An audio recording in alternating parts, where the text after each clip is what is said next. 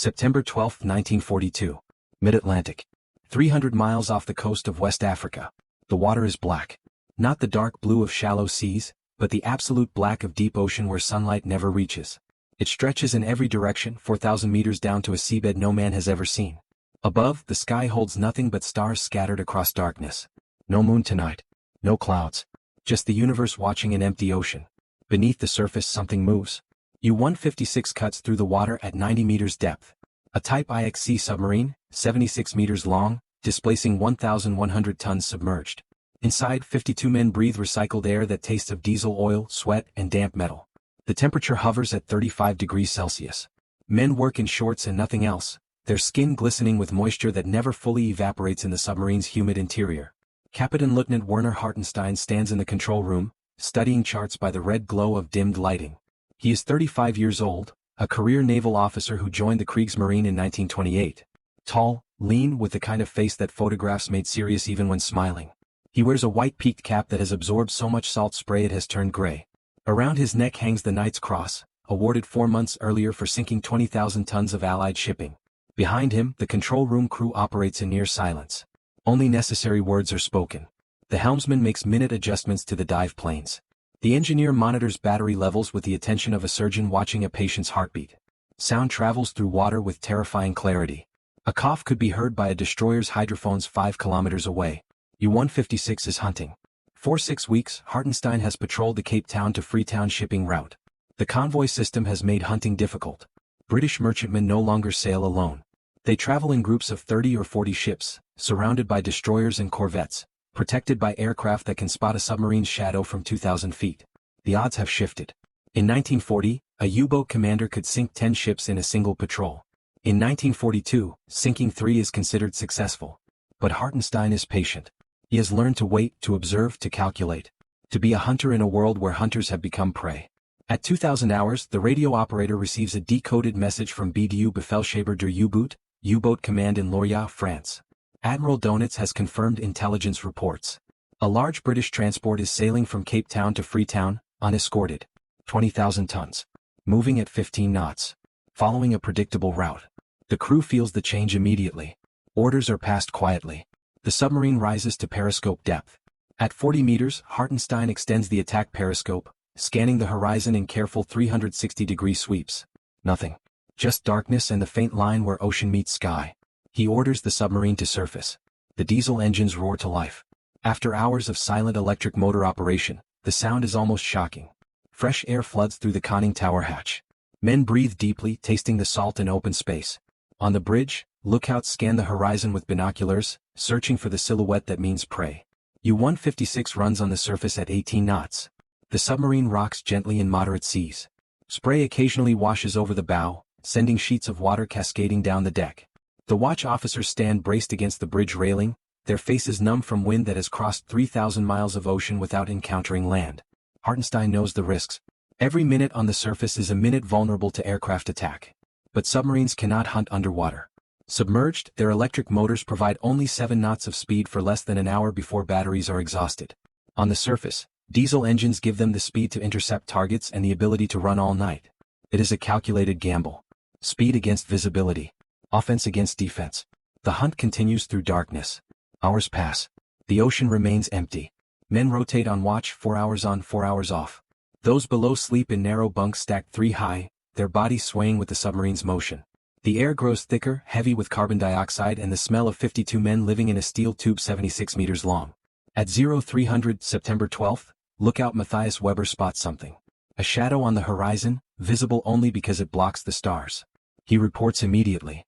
Hartenstein raises his binoculars. He studies the silhouette for long seconds, comparing it to recognition charts memorized years ago. Large vessel. Single smokestack. High superstructure. Moving slowly, perhaps 14 knots. No escort vessels visible. This is the target. Hartenstein orders battle stations.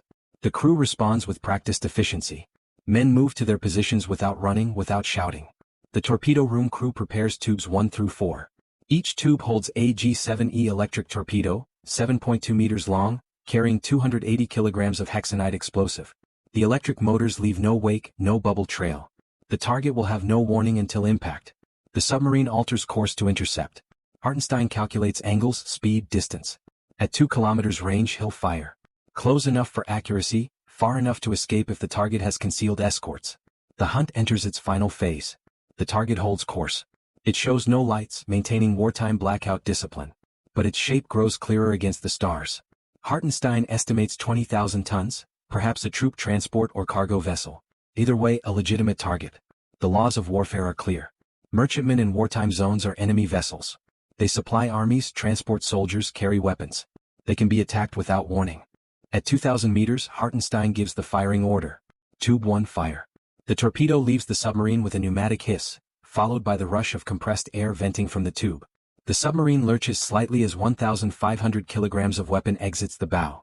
3 seconds later, tube 3 fires. The standard attack pattern. 2 torpedoes, 150 meters apart, accounting for target speed and possible evasive maneuvers. Now comes the worst part. The waiting. The torpedoes run at 30 knots, their electric motors pushing them through water at 10 meters depth. The crew counts seconds. At this range, impact should occur in 2 minutes 10 seconds. Hartenstein keeps his binoculars focused on the target. Some captains watch through the periscope, submerged. Hartenstein prefers to stay on the surface, maintaining visual contact, ready to fire additional torpedoes if necessary. 2 minutes pass. The explosion arrives as a flash of orange light, followed 4 seconds later by the sound. Not a sharp crack, but a deep, rolling boom that travels through water and air simultaneously. The target staggers, visible even at this distance. A column of fire shoots upward from the vessel's port side, climbing perhaps 30 meters before collapsing back onto the deck. Hartenstein observes the impact point. Forward of amidships, probably flooding cargo hold number 2. A good hit. But the ship doesn't stop. It continues forward, listing slightly but maintaining course. He fires a 3rd torpedo. This time the impact strikes near the stern. The explosion is different. Brighter, more sustained. Something ignited. Fuel oil, perhaps, or munitions.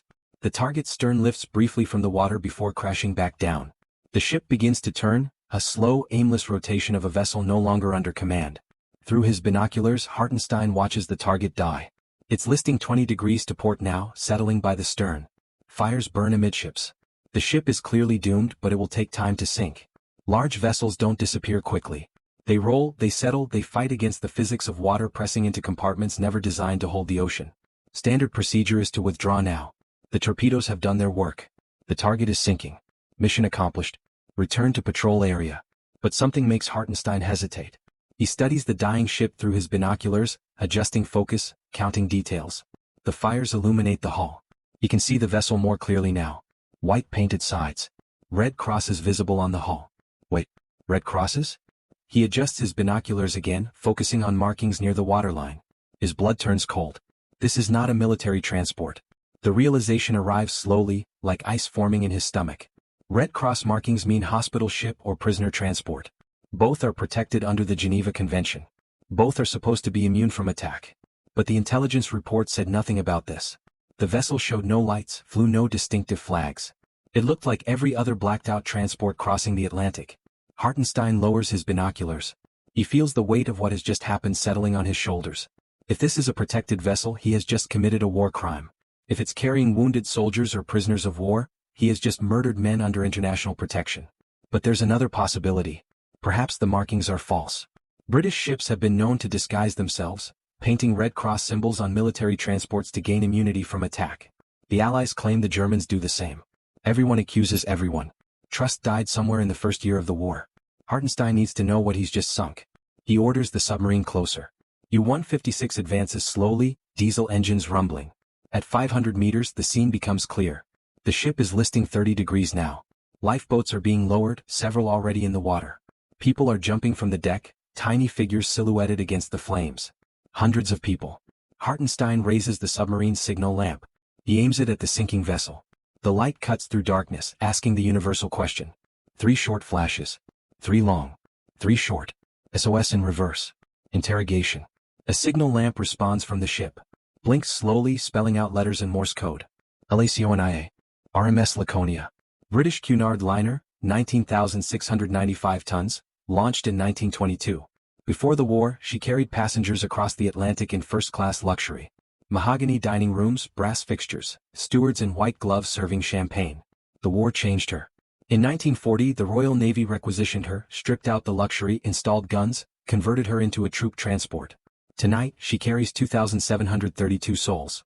British soldiers and crew, yes. But also something else. Something that transforms this night from military operation into moral catastrophe. Locked in the cargo holds below decks, behind steel bars and armed guards, are 1,793 Italian prisoners of war. Former soldiers captured in North Africa, being transported to prison camps in England. Men who surrendered expecting protection under international law. Men who believed that once the fighting stopped, they would be treated as soldiers, not cargo. The torpedo that struck Laconia's stern tore open hold number 3. Water flooded in through a hole 10 meters wide. The hold was locked. The guards had the keys. The Italian prisoners were trapped below the waterline with the ocean pouring in. Some managed to break free. They smashed through wooden barriers, tore open steel grating with bare hands, climbed over each other in darkness as water rose to their waists, their chests, their necks. Others didn't make it. They drowned in the cargo hold, pressed against the ceiling by rising water, their screams muffled by tons of ocean above them. Those who reached the deck found new horror. The ship was sinking. Lifeboats were being lowered, but not for them. British soldiers and crew took priority. Guards stood with rifles, holding back Italian prisoners who tried to reach the boats. Some prisoners jumped anyway, leaping into darkness from a deck 12 meters above the water. Through his binoculars, Hartenstein sees this. People drowning. People fighting. People dying because of his decision to fire torpedoes. His first officer, Wolfgang Mannesmann, stands beside him on the bridge. Sir, we should withdraw. Other ships may be coming. Hartenstein doesn't respond. He continues watching the horror unfolding 500 meters away. Laconia is settling faster now. Her stern is completely submerged. The bow rises higher as the ship's weight shifts aftward. People cling to railings, to ropes, to each other. Their voices carry across the water. Screaming, crying, calling for help in English, Italian, Polish. A chorus of languages united by terror. By the laws of war, Hartenstein should withdraw. U-boats don't rescue survivors. They can't. Submarines have no space for survivors, no facilities for the wounded, no supplies for hundreds of people. Besides, showing compassion to the enemy is tactically dangerous. It exposes the submarine to counterattack. It wastes time that should be spent hunting. And yet, Hartenstein has been a naval officer for 14 years. He has fought in this war for 3 years. He has sunk ships before, watched men die before. But this is different. These aren't armed merchantmen or military transports. These are prisoners. Locked in holds. Drowned without a chance to escape. Bring us closer, he orders. 100 meters. Mannesmann hesitates. Sir? You heard the order. U-156 advances. The diesels rumble. The submarine rocks in waves created by Laconia's death throes. At 100 meters, Hartenstein can hear individual voices. A man screaming for help in Italian. A woman's voice, high and desperate. Women? Yes, there are women. Nursing sisters, British military nurses being transported to assignments in England. 80 of them aboard Laconia tonight. Hartenstein makes his decision. Surface rescue stations. Prepare to take on survivors. The crew stares at him. This is not standard procedure. This is not even remotely standard procedure. U-boats are hunters, not rescue vessels. What Hartenstein is ordering violates every tactical doctrine written since submarines entered modern warfare. Mannesmann finds his voice. Sir, we can't take them all. There are hundreds in the water. I know. Admiral Donit's standing orders prohibit rescue operations. I know. If we're caught on the surface. I know. Hartenstein turns to face his first officer. His voice is calm, certain. But I also know what I'm looking at. Those are prisoners of war dying in the water. They surrendered honorably. They deserve protection under the Geneva Convention. If we don't help them, we become murderers. Mannesmann has no response. The words hang in the air, mixing with the screams from the water. Hartenstein orders the submarine's signal lamp activated. He sends a message in English toward the lifeboats. Stop. Do not be afraid. Submarine will help. Some lifeboats reverse oars immediately. Others hesitate. British soldiers aboard Laconia have been told that German U-boat crews machine gun survivors in the water. It's a common belief, fostered by propaganda on both sides. Showing mercy to a U-boat means trusting that everything you've been told is wrong. But desperation overcomes fear. The lifeboats begin approaching the submarine. Hartenstein orders his crew topside. 20 men emerge from the conning tower, taking positions along the deck. They throw lines to swimmers. They pull exhausted men from the water. They speak in broken English, gesturing, shouting to be heard over the chaos. Come. Here. Swim. We help. The first survivor hauled aboard is a British soldier, maybe 20 years old, his uniform soaked, his face pale with shock. He collapses on the submarine's deck, coughing seawater. A German sailor wraps a blanket around him. The soldier looks up at his rescuer, seeing a man who hours ago was his enemy, now saving his life. "Thank you," he whispers. "Christ, thank you." More survivors come aboard. British soldiers, Italian prisoners, Polish servicemen, and Indian merchant seamen. They crowd onto the submarine's narrow deck, sitting wherever space exists. U-156 was designed for a crew of 52. Now 150 people stand on or cling to a submarine with a surface deck area of perhaps 200 square meters. Hartenstein moves among them, speaking English learned during peacetime training. How many in the water? How many still on the ship? A British officer, Commander Sharp, senior surviving officer from Laconia, provides the terrible answer. Hundreds, maybe thousands. Most of the Italian prisoners were trapped below. The holds flooded before they could escape. Hartenstein feels his stomach drop. Thousands. The number is incomprehensible. He has saved perhaps 150 people. That means 2,500 are still in the water or already dead. Are there other ships? Rescue vessels? None that I know of. Laconia was sailing independently. No escort. Independently. That word carries enormous weight. It means no one knows Laconia has been attacked. No distress signal has been acknowledged. No rescue ships are en route. These people are alone in mid-ocean, 300 miles from the nearest land, with night falling and sharks already circling. Hartenstein makes his second impossible decision of the night. He will send a distress signal. In the clear. Unencoded. Broadcasting to any vessel within range. Revealing his position, his identity, everything. Monisman protests immediately. "Sir, that will bring every Allied ship and aircraft in 500 kilometers directly to us." "I know. We'll be destroyed. Then we'll be destroyed." Hartenstein descends into the submarine. In the radio room he dictates the message. Radio operator Carl Flans writes it down, his hand steady despite the insanity of what he's writing. "If any ship will assist the shipwrecked Laconia crew, I shall not attack her, provided I am not attacked by ship or air force. I picked up 193 men.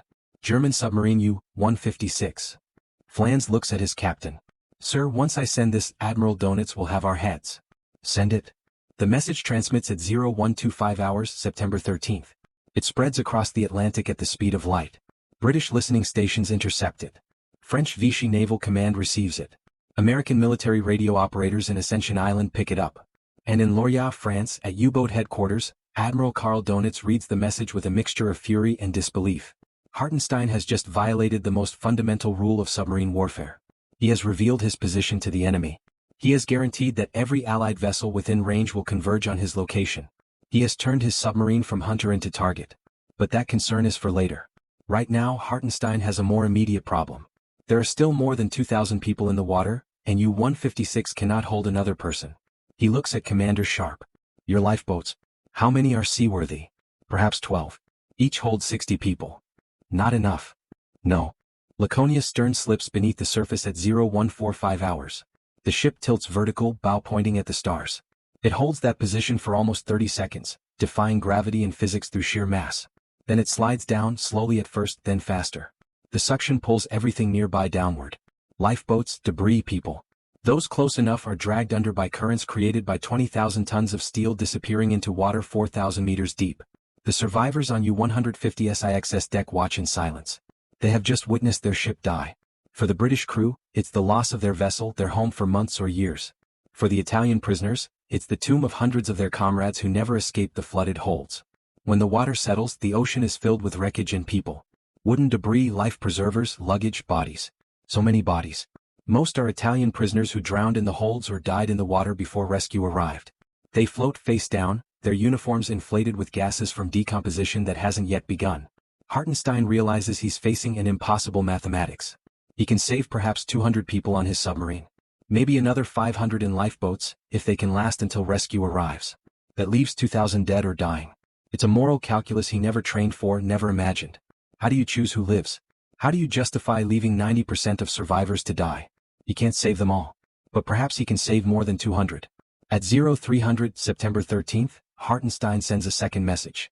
This one is encoded, sent only to U-boat headquarters. He requests assistance. Any submarines in the area should divert to provide rescue support. He needs lifeboats, supplies, medical equipment. He needs another miracle. In Lorient, Donitz receives the message.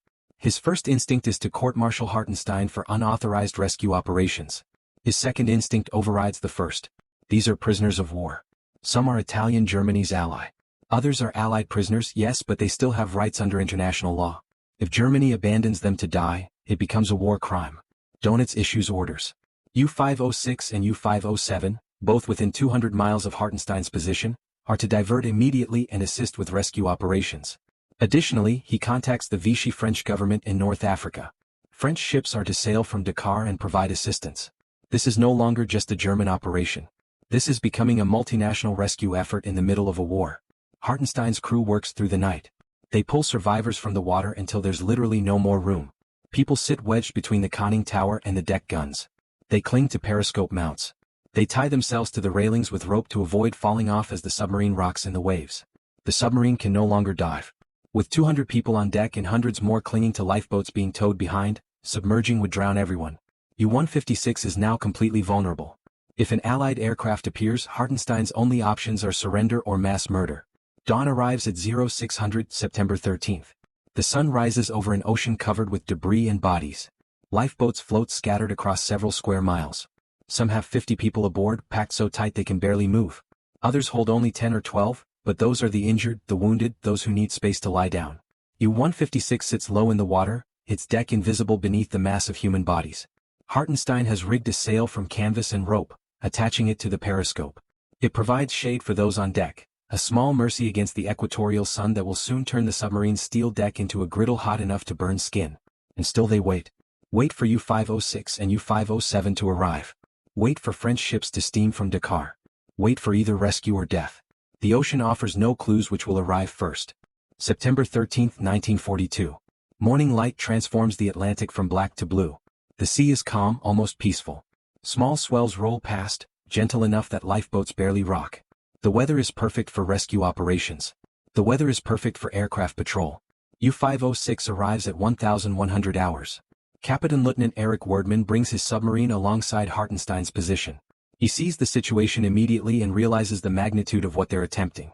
His boat adds another 200 survivors to the rescue count, pulling exhausted swimmers from the water until his submarine, like Hartenstein's, sits dangerously low beneath the weight of human cargo.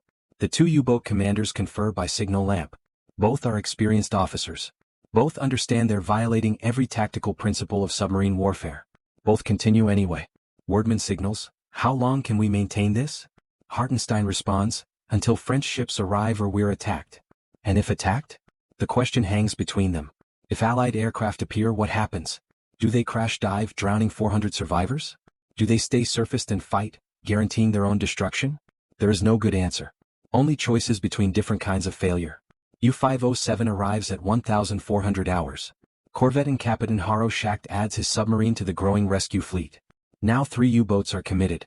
Together they can protect perhaps 600 people on their decks and another 1,000 in lifeboats towed behind. It's still not enough. Bodies continue floating past, Italian prisoners who drowned in Laconia's holds or died in the night from exposure. The submarine crews do what they can. They distribute water, 1 sip per person from their limited supplies. They share emergency rations, hard biscuits that taste like sawdust, canned meat that's mostly fat, chocolate that melts in the equatorial heat. It's not much. 1 submarine carries enough provisions for 52 men for 8 weeks. Divided among 600 survivors, those provisions last perhaps 3 days. Medical care is primitive but necessary. The boat's medical officers, really just sailors with first aid training, treat the wounded using whatever supplies exist. Burns from fires on Laconia. Broken bones from falls or debris impacts. Infections from open wounds exposed to salt water. Hypothermia from hours in the ocean. They work in impossible conditions, performing emergency medicine on a submarine's deck while the vessel rocks in the swells. Among the survivors, barriers begin to dissolve. British soldiers sit beside Italian prisoners, sharing what little food exists. German sailors give up their bunks below deck to women and children, sleeping on the steel deck instead. Polish servicemen who speak multiple languages serve as translators, bridging the gap between German commands and British understanding. One moment becomes emblematic of the entire rescue. A British soldier, wounded in the abdomen from shrapnel when the torpedo struck, lies dying on U-150 SAXS deck. A German sailor, 19 years old, holds the British soldier's hand as he dies. Neither speaks the other's language. Words are irrelevant. The gesture says everything. In this moment they are not enemies. They are 2 humans, one dying, one trying to provide comfort. The soldier dies at 1,530 hours. The German sailor remains holding his hand for another 5 minutes before finally releasing it. Later, when asked why, he'll say only, "No one should die alone." Bodies are committed to the sea with whatever ceremony can be managed. British officers say prayers in English. Italian prisoners pray in Latin. German sailors stand at attention, showing respect even to those they were fighting hours ago. The ocean accepts them all equally regardless of nationality or allegiance. Hartenstein, standing on his bridge, watches survivors cope with their new reality. Some stare at the horizon, looking for rescue ships that haven't yet appeared. Others sleep, exhausted beyond the ability to care about danger. A few talk quietly, processing trauma through conversation. Many just sit silently, their minds struggling to comprehend that German submariners are saving British soldiers or helping Italian prisoners or being aided by Polish servicemen. The war hasn't ended. The submarines still carry torpedoes. The survivors still serve nations at war with Germany. But here, in this small space on an empty ocean, something different is happening. Something the generals and admirals haven't planned for. Humanity emerging in the middle of industrial slaughter. At 1700 hours, radio contact is established with French Naval Command in Dakar. The Vichy French government, which maintains uneasy neutrality between Germany and the Allies, has agreed to send 3 ships. The sloop Dumont d'Urville and the cruisers Gloire and Annamite will sail immediately, reaching the rescue site by tomorrow morning. The news spreads among the survivors. Tomorrow. They must survive one more night. One more night on a submarine deck with no shelter, no food, minimal water. One more night hoping that Allied aircraft don't appear before French ships arrive. But there's a new element now. Hope. Yesterday these people were drowning, certain of death. Today they're alive, held above water by their enemies who decided saving lives was more important than following orders. As twilight approaches, U-150 SIXS lookouts spot something on the horizon. A ship. British markings. It's the Empire Haven, a British tanker that received Hartenstein's distress signal and diverted to assist. The tanker approaches cautiously, its crew uncertain if the German U-boat captain's promise of safe conduct can be trusted. Hartenstein signals, will not attack. Transfer survivors. The Empire Haven stops 500 meters away. Lifeboats begin moving between the submarine and the tanker, ferrying survivors. British sailors on the Empire Haven help Italian prisoners climb aboard. The irony is profound. British and Italians are at war. Yet here they work together, united by the simple human need to survive. The transfer takes 4 hours. By midnight, 200 survivors are aboard the Empire Haven. The tanker signals its intention to depart, heading for Freetown where survivors can receive proper medical care. Hartenstein waves to the British captain. The gesture is returned. 2 warship commanders acknowledging each other across an ocean that has witnessed too much death. Then Empire Haven turns and steams away, disappearing into darkness. Still on U-150 SIXS deck, 400 survivors remain. Still towing behind the submarine, a dozen lifeboats hold another 800. The mathematics are slowly improving. Donitz has ordered another submarine U-459 to divert and assist. French ships are still steaming toward them. Night falls on September 13th. The second night since Laconia sank. Survivors huddle together for warmth as temperatures drop. German sailors distribute blankets, what few they have. Men share body heat, enemies wrap together because survival requires proximity. Stars emerge, brilliant in the absence of light pollution. The Milky Way stretches overhead, a river of light reminding everyone how small they are, how insignificant their war is against the scale of the universe. For a few hours that perspective brings peace. Hartenstein doesn't sleep. He stands on the bridge watching, waiting. His lookouts scan the horizon continuously. The greatest danger now is aircraft. American B-24 bombers operate from Ascension Island, 1,000 miles east.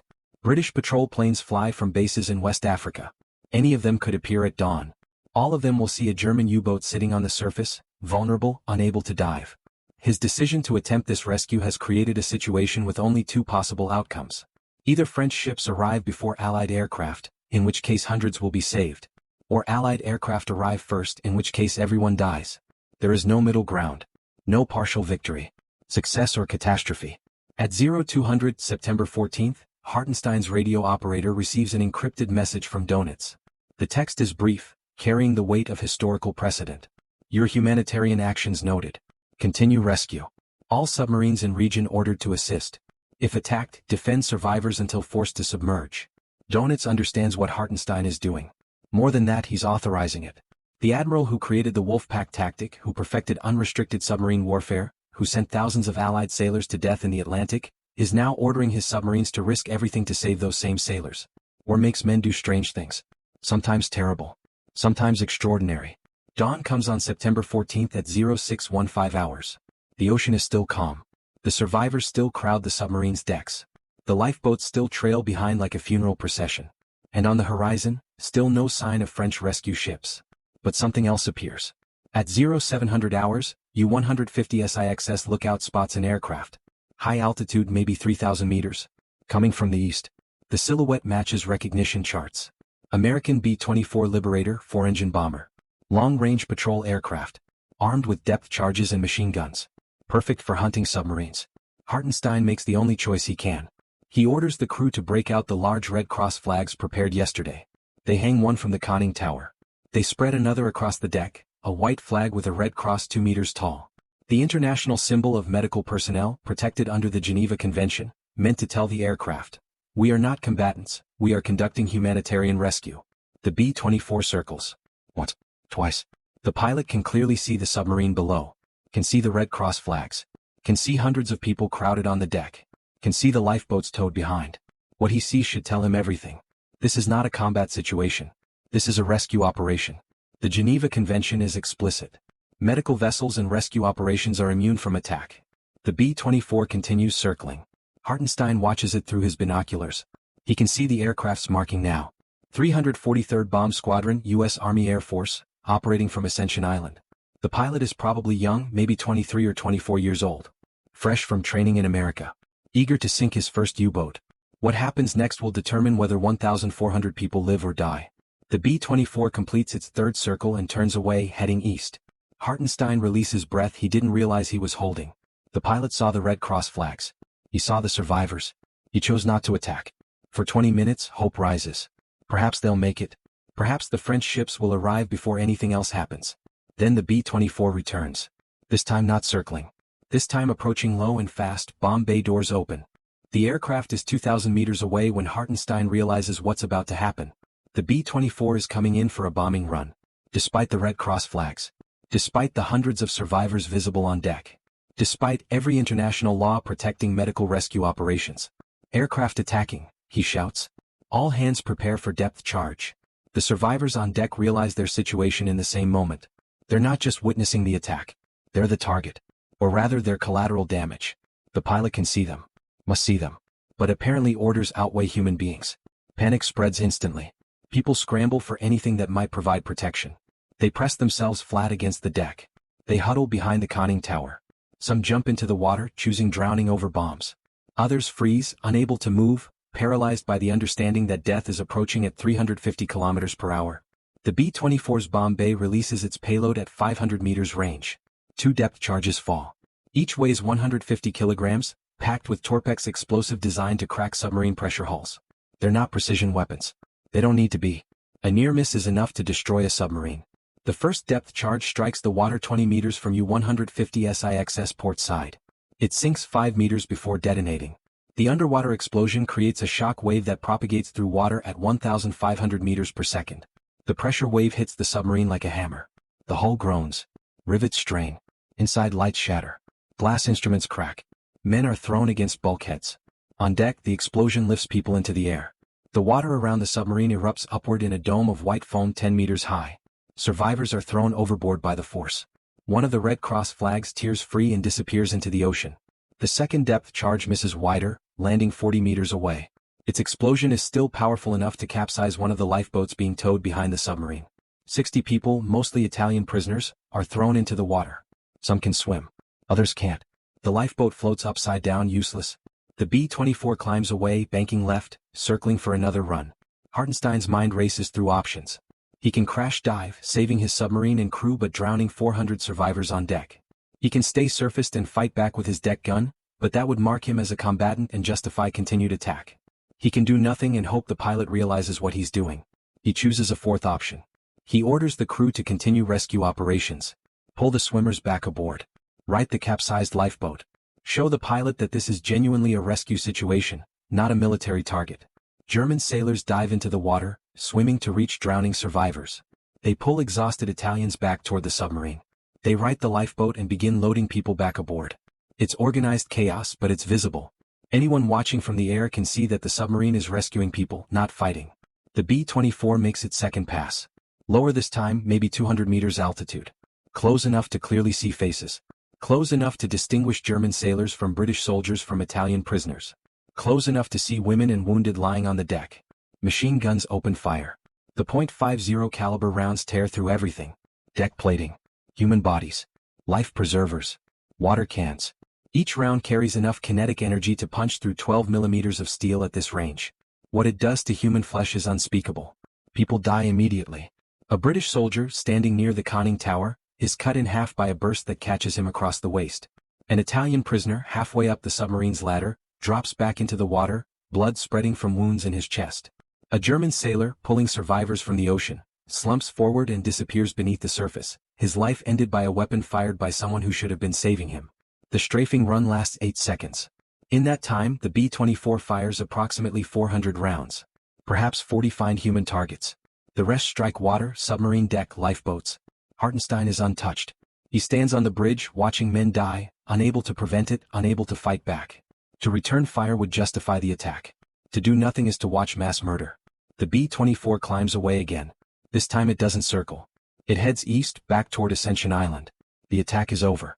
The aftermath is worse than the attack. The submarine's deck is covered in blood. Bodies lie where they fell. Wounded scream or whimper. Water around the submarine turns pink, then red. Sharks arrive, drawn by blood and the scent of death. Hartenstein descends to the deck. His boots slip in blood.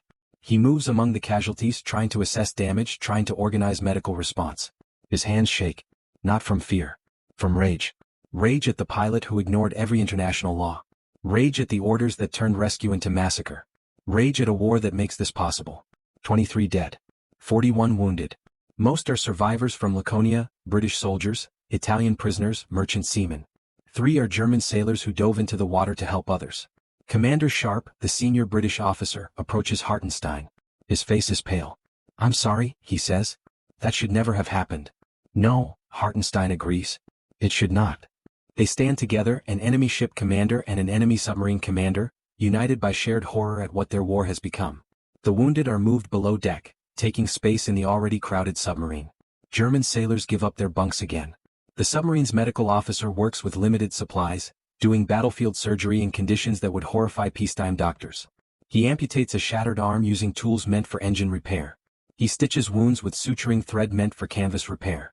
He does what he can. The dead are prepared for burial. Hartenstein insists on proper ceremony despite the circumstances. Each body is wrapped in canvas. Each is committed to the sea with words appropriate to their faith. British soldiers receive Anglican prayers. Italian prisoners receive Catholic benediction. German sailors receive Lutheran ritual. The ocean accepts them all. It takes 2 hours to bury the dead and stabilize the wounded. By 1000 hours, September 14th, U-156 is again ready to continue rescue operations. But everything has changed. The invisible protection provided by the Red Cross flags has been proven worthless. Any aircraft could attack. Any attack could kill hundreds. Hartenstein sends an encoded message to Donitz. Attacked by American aircraft despite Red Cross flags. 23 dead. 41 wounded. Cannot guarantee survivor safety. Request orders. The response arrives within 30 minutes. Donitz's words are clear and final. All U-boats. New standing order. Rescue operations prohibited. Repeat, prohibited. Survival of crews and boats takes priority. No exceptions. The order makes tactical sense. Donitz cannot risk more submarines. He cannot ask crews to die attempting rescues when Allied aircraft will attack regardless of international law. Better to be ruthless and efficient than compassionate and destroyed. But the order arrives too late for Hartenstein. He's already committed. 400 survivors crowd his deck. 800 more fill lifeboats he's towing. He cannot abandon them now. To do so would make the previous 36 hours meaningless. Would mean 23 people died for nothing. He sends his response. Understood. Will complete current operation then comply. Mannesmann, his first officer, reads the exchange and understands.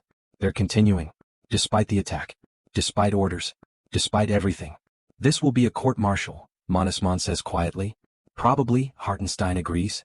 But I'll sleep better as a prisoner than I would knowing I left 1,200 people to die. U-506 and U-507 receive the same orders.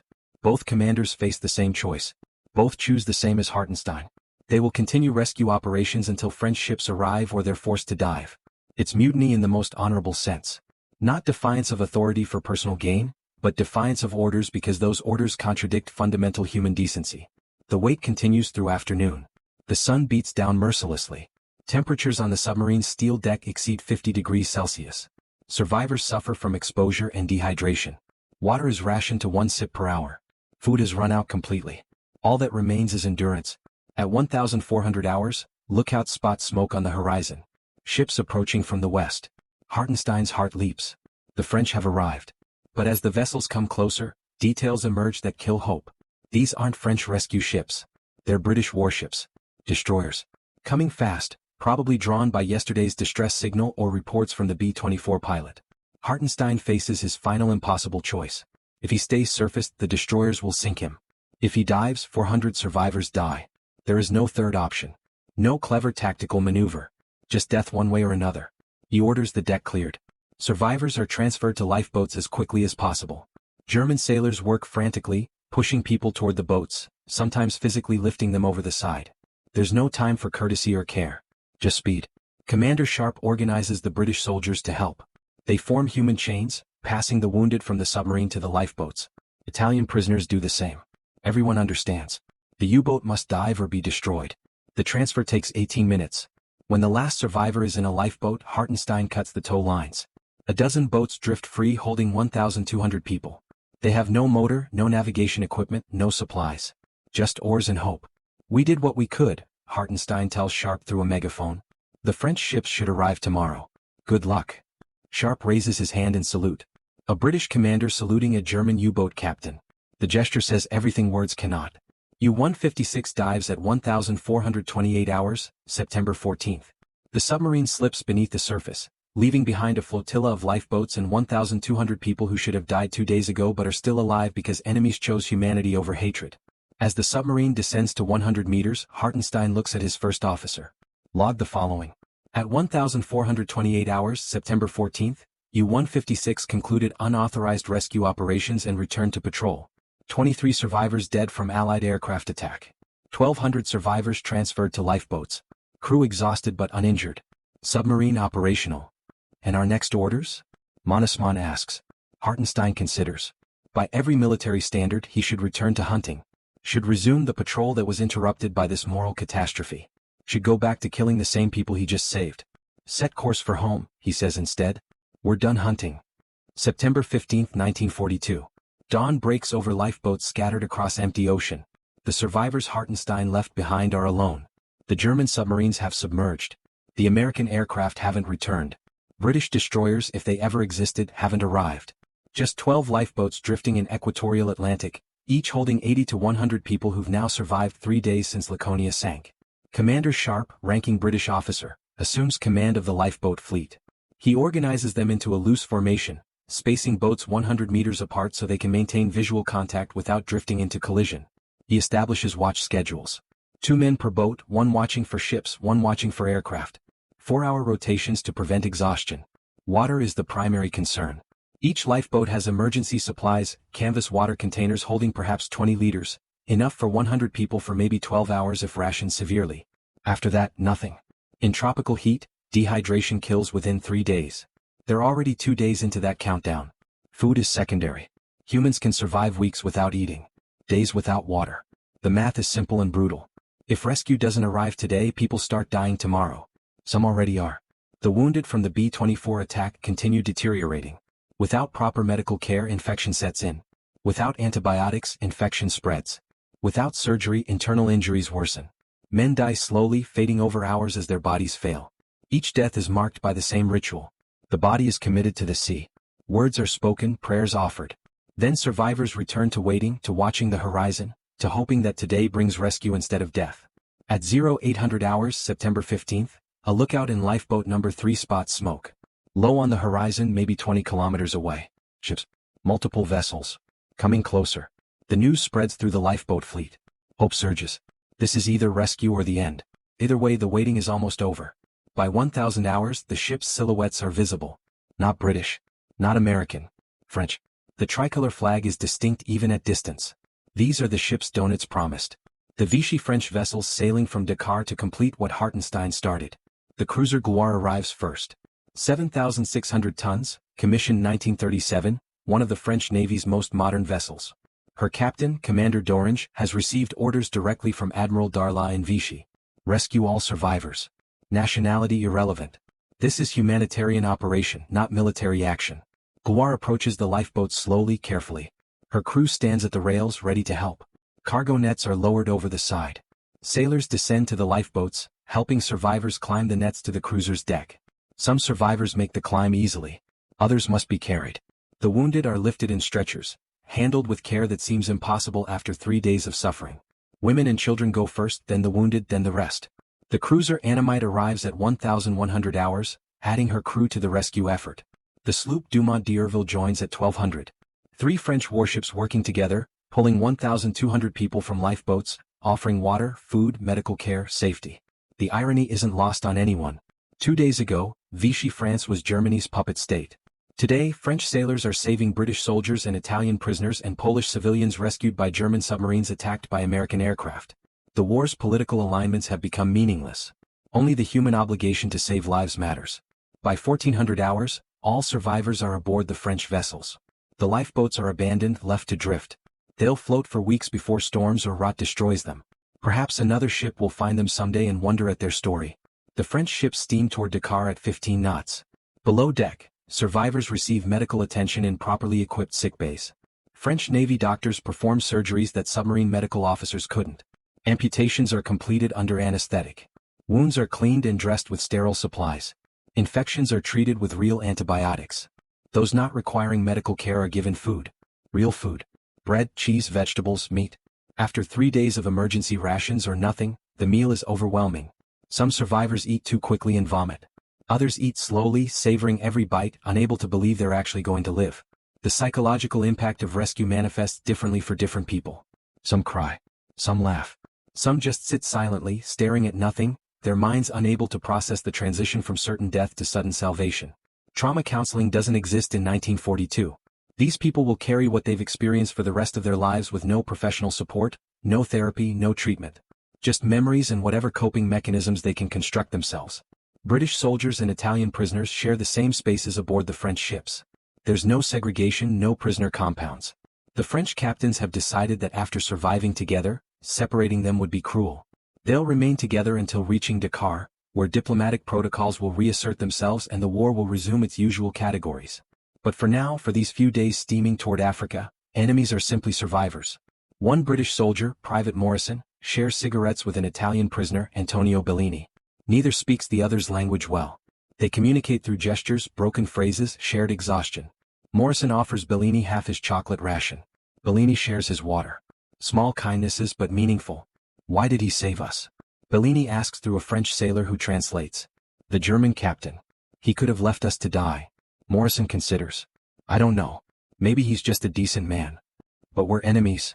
Maybe that didn't matter to him. September 17, 1942. The French ships arrive in Dakar. The harbor is busy with merchant vessels, fishing boats, military patrol craft. French colonial officials wait at the docks, prepared to process the survivors according to international law and wartime protocols. As Gloire ties up at the wharf, survivors line the rails, looking at land for the first time in days. Solid ground. Safety. Life continuing beyond the ocean that tried to kill them. British soldiers are separated from Italian prisoners. The Italians will be held in French custody until arrangements can be made with German authorities. The British will be repatriated to England via neutral Portugal or Red Cross exchange. Everyone receives medical screening, documentation, assignment to appropriate facilities. The process is efficient and impersonal. War reasserting its bureaucratic norms. These people are no longer survivors. They're British military personnel or Italian POWs or Polish refugees, each category with its regulations and procedures. But something remains. A connection forged in those 3 days cannot be erased by administrative categorization. British soldiers shake hands with Italian prisoners before separation. They exchange addresses, promises to write after the war, acknowledgments that they shared something most people will never understand. Commander Sharp is debriefed by British naval intelligence. He provides detailed account of what happened. The torpedoing. The rescue. The B-24 attack. Hartenstein's decisions. The French rescue. The intelligence officers listen with professional detachment. They ask questions about submarine capabilities, German tactics, U-boat procedures. They're less interested in the humanitarian aspects. That's not their job.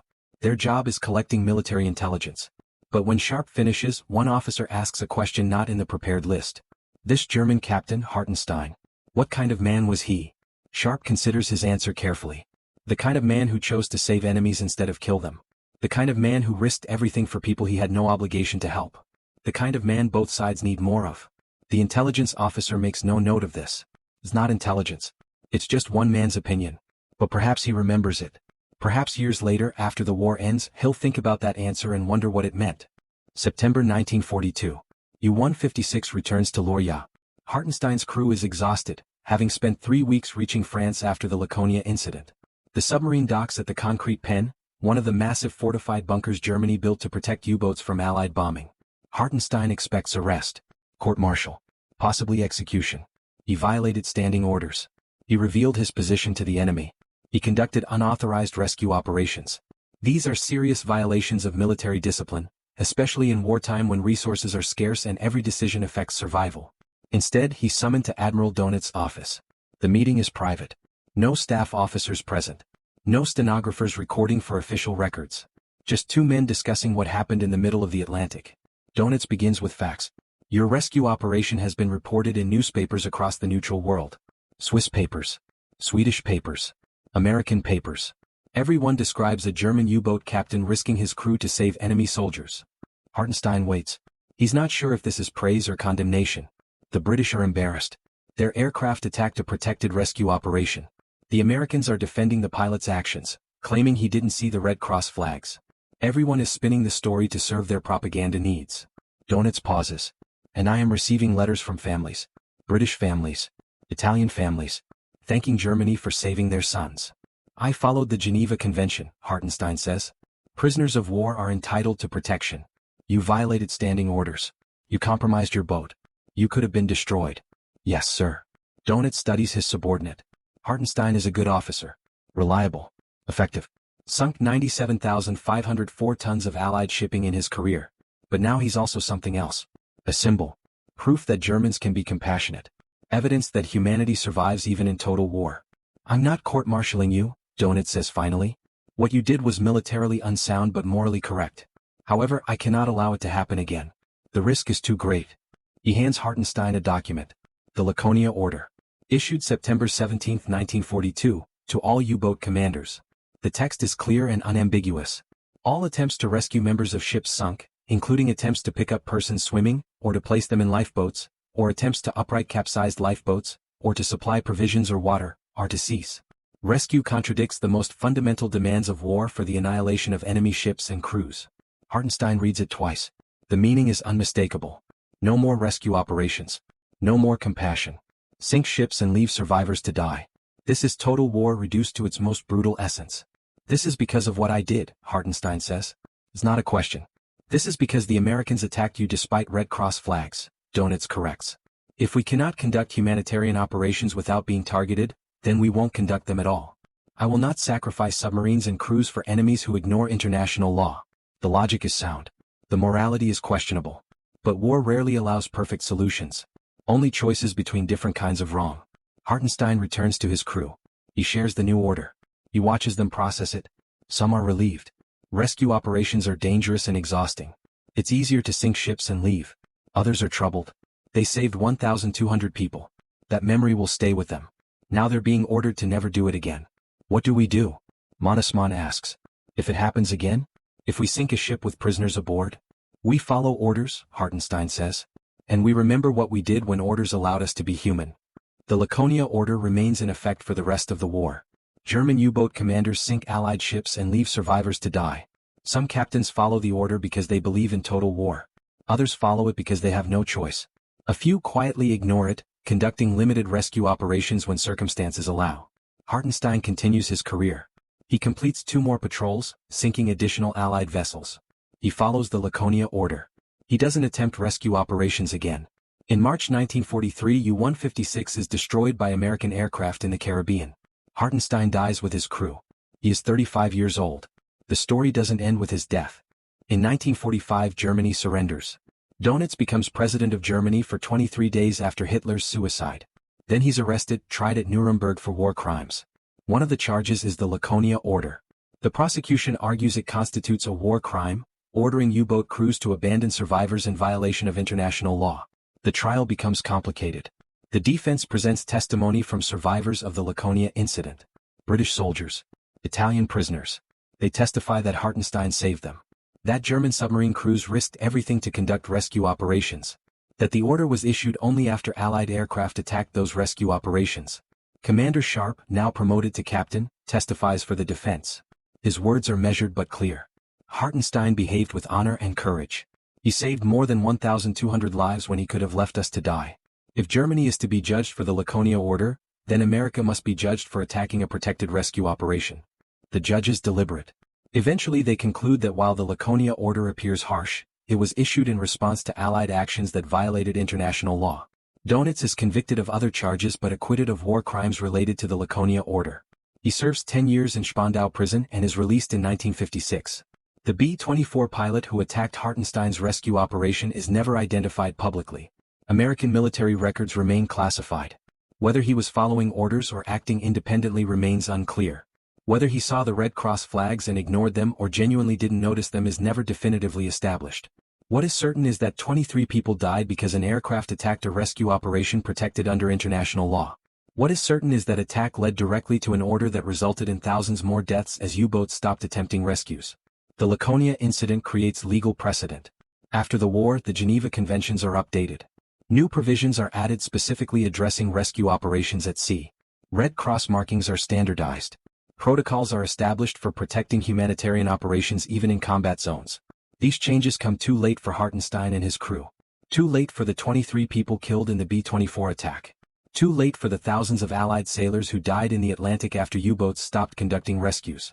But perhaps not too late to matter. In 1947, a memorial is erected in London. Not a grand monument. Just a small plaque in a maritime museum. The text reads, "In memory of those who died in the sinking of RMS Laconia, September 12, 1942. And in recognition of Kapitänleutnant Werner Hartenstein and the crew of U-156, who risked everything to save enemy lives." British officials initially opposed the memorial. It's too soon. The war's wounds are too fresh. Honoring a German U-boat captain seems wrong. But the survivors of Laconia push for it. They organize. They petition. They argue that if British honor means anything, it means acknowledging when enemies behave with honor. The memorial is approved. It's unveiled on September 12, 1947, 5 years to the day after Laconia sank. 43 survivors attend. British soldiers who were rescued. Italian former prisoners who settled in England after the war. Families of those who died. They stand together, these former enemies, and remember what happened in the middle of an ocean where humanity briefly overcame hatred. Where German submariners saved British soldiers saved Italian prisoners, all working together because survival required cooperation. One survivor, Private Morrison, speaks at the ceremony. His words are simple. Hartenstein didn't have to save us. By every military logic he should have left us to die. But he didn't. He chose compassion over efficiency. Humanity over hatred. We're alive because one man decided that enemies are still human beings. The speech is reported in newspapers. It spreads. Other memorials are erected. In Italy for the prisoners Hartenstein saved. In Germany for the U-boat crew who conducted the rescue. Small acknowledgments that even in war, decency sometimes survives.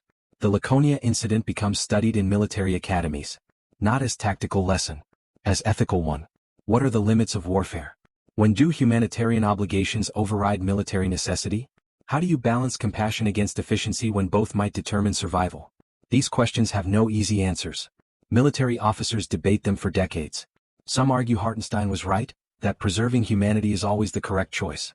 Others argue he was wrong, that risking submarine and crew for enemies was militarily indefensible. Both positions have merit. Both remain unresolved.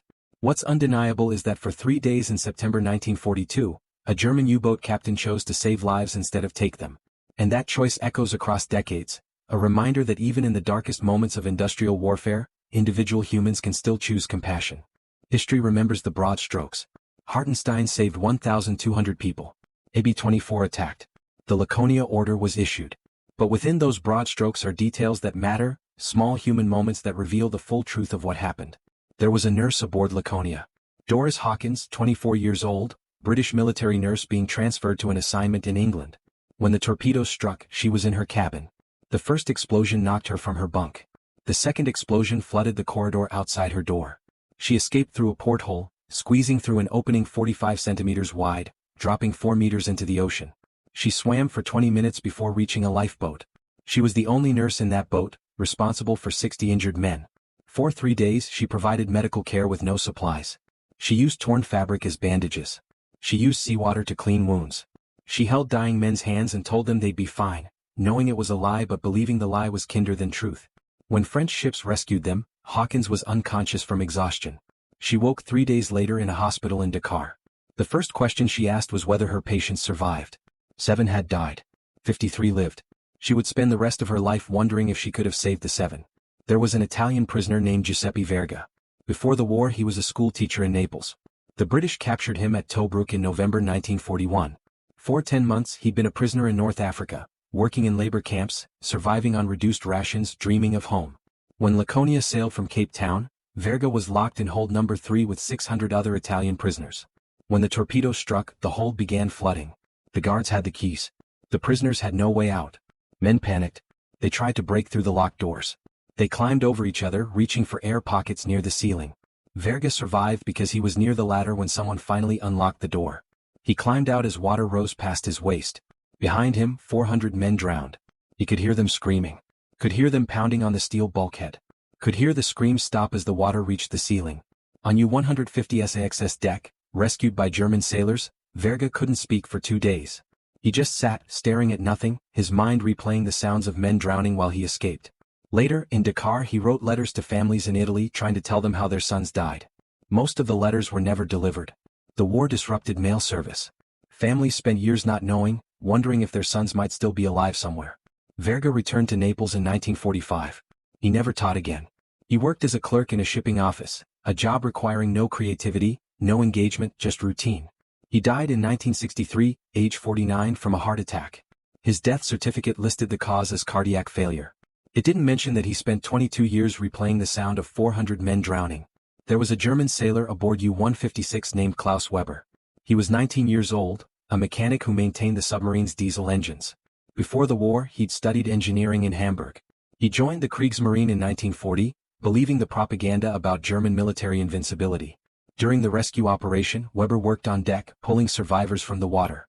He saved a British soldier named Thomas Chapman. Chapman had been in the water for 6 hours, hypothermic, barely conscious. Weber pulled him onto the submarine, wrapped him in blankets, gave him water from his own ration. Chapman survived. Weber didn't. 2 weeks after returning to Lorya, U-156 sailed on another patrol. In March 1943, the submarine was caught on the surface by American aircraft near Barbados. Depth charges destroyed the boat in 90 seconds. All 52 crew members died. Weber was trapped in the engine room when the submarine imploded. He was 20 years old. In 1948, Thomas Chapman visited Hamburg. He'd learned about Weber's death from German naval records made public after the war. He wanted to meet Weber's family, wanted to tell them their son saved his life. He found Weber's mother, living in a small apartment in the British occupation zone. She was 56 years old, still wearing black, mourning her son. Chapman told her the story. How Weber pulled him from the water. How Weber gave him blankets and water.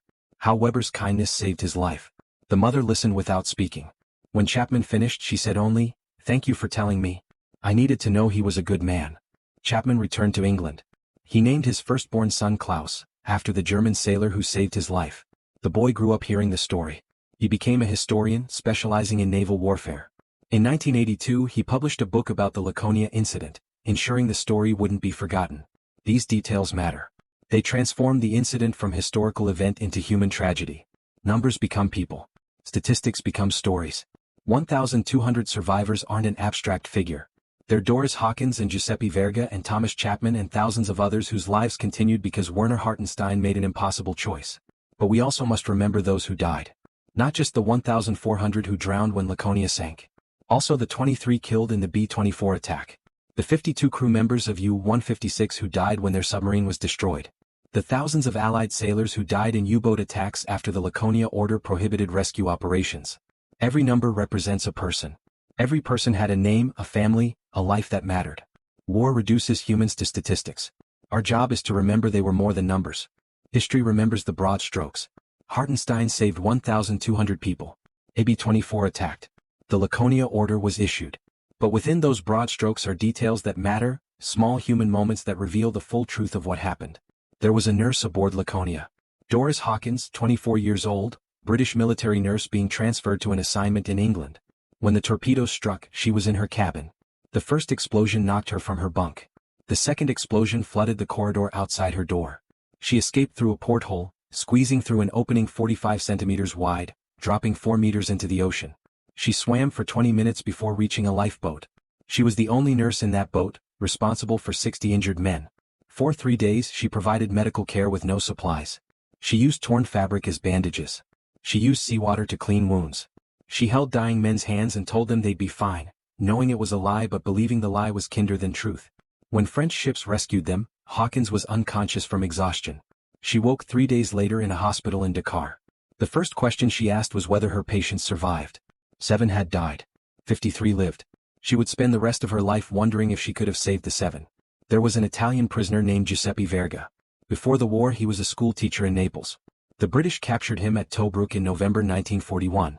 For 10 months he'd been a prisoner in North Africa, working in labor camps, surviving on reduced rations, dreaming of home. When Laconia sailed from Cape Town, Verga was locked in hold number 3 with 600 other Italian prisoners. When the torpedoes struck, the hold began flooding. The guards had the keys. The prisoners had no way out. Men panicked. They tried to break through the locked doors. They climbed over each other, reaching for air pockets near the ceiling.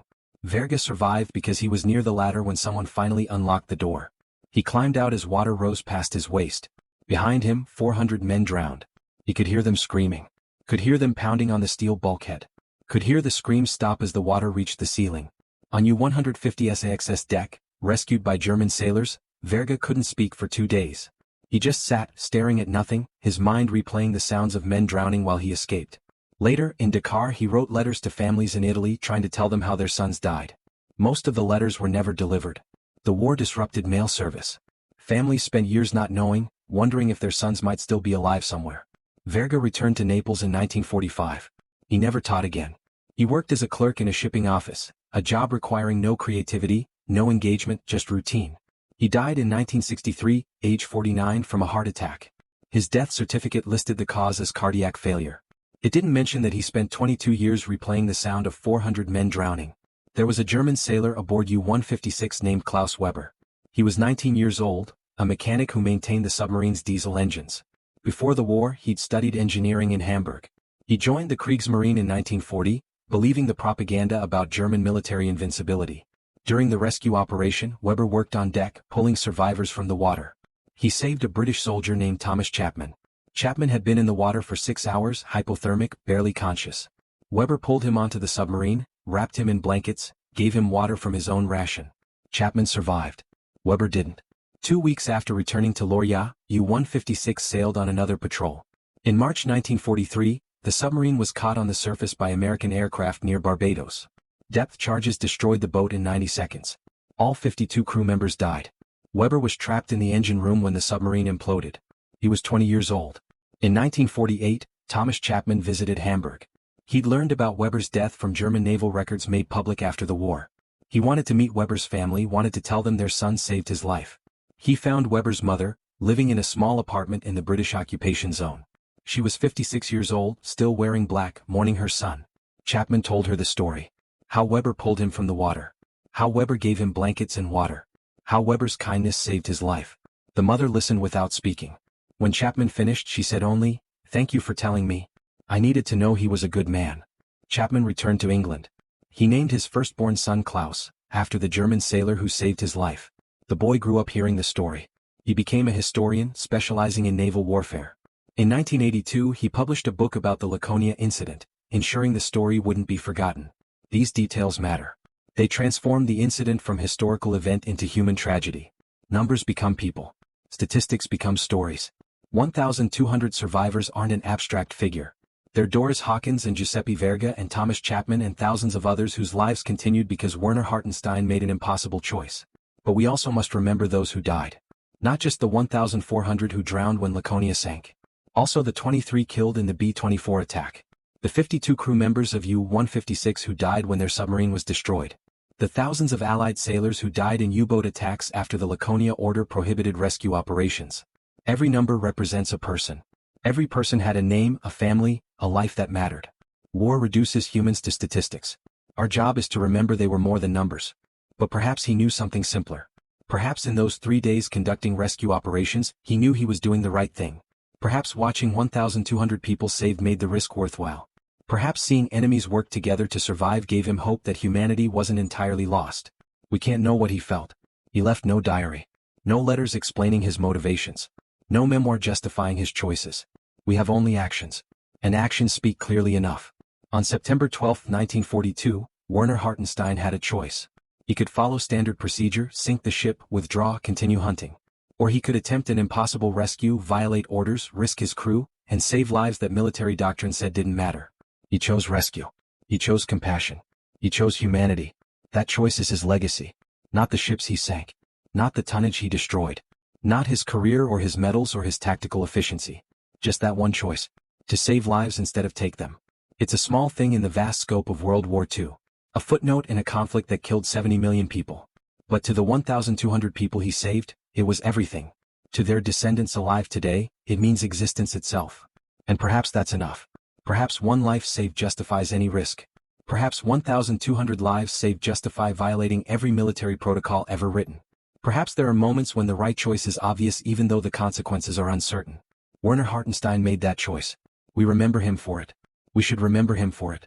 Because in a war defined by industrial slaughter and ideological hatred, he chose to be human. And that choice, more than any weapon or tactic or strategy, is what ultimately defeats darkness.